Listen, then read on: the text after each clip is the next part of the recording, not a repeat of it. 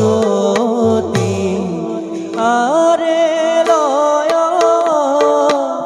লাখে চলে দেবী অতি ধীর মতি আরে লয়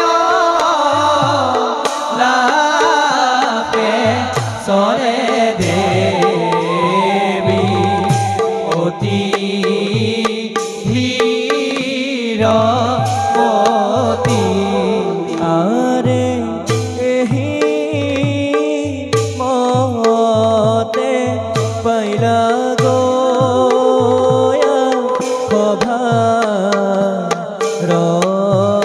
ভিতরে আরে রাম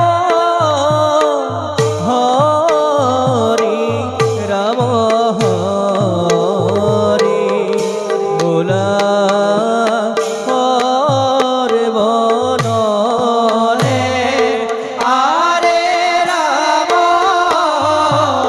হরি রাম হরি বোলা হরে বনলে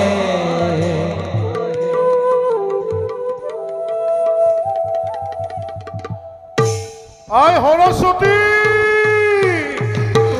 আয় হরস্বতী আয় হরস্বতী প্রণাম পিতা।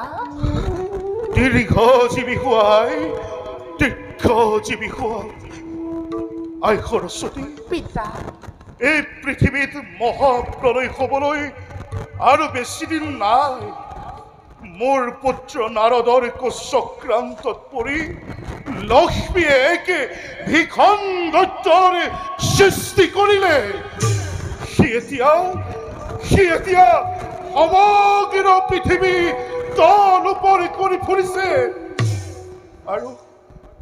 আৰু সেই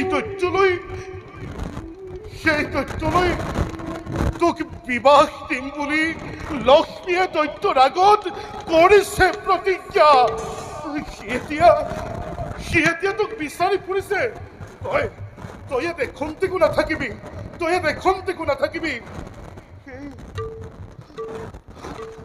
সেই দুৰ্দান্তকাৰী দৈত্যক দেখিলে মোৰ বুকু কঁপি উঠে মোৰ বুকু কঁপি উঠে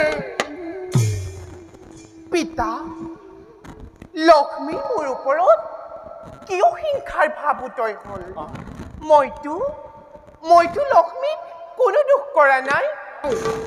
লক্ষ্মীৰ এনে কুকাৰ্যত প্ৰভু বিষ্ণুৱে কিবা দৰে কৰিলে সমৰ্থন?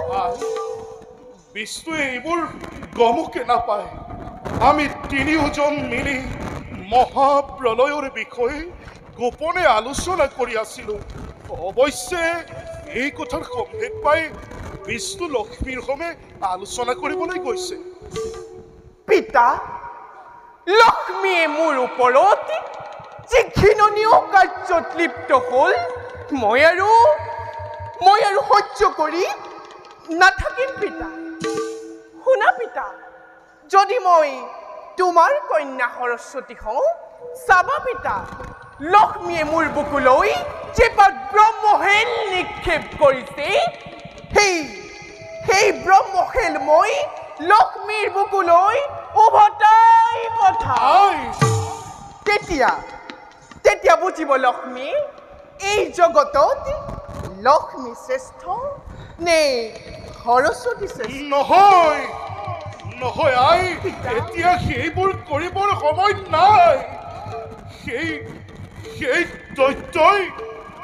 দৈত্যই তোক বিয়া কৰোৱাৰ লগতে মোৰ সমস্ত জ্ঞান ভাণ্ডাৰ হৰণ কৰিব। পিতা তুমি মোৰ বাবে অলপো চিন্তা নকৰিবা সেই দৈত্যই মোক হৰণ কৰিব নোৱাৰে তাৰ ব্যৱস্থা পিতা তাৰ ব্যৱস্থা মই নিজে কৰিম। আই সৰস্বতী মই বাৰু মই বাৰু আহিলোঁ আই। তই তই কিন্তু ইয়াত এখন্তেকো ৰৈ নাথাকিবি। তোৰ কাৰণে মোৰ বৰ চিন্তা হৈছে অ আই। মই আহিলোঁ আই। তই কিন্তু ইয়াত এখন্তেকো ৰৈ নাথাকিবি।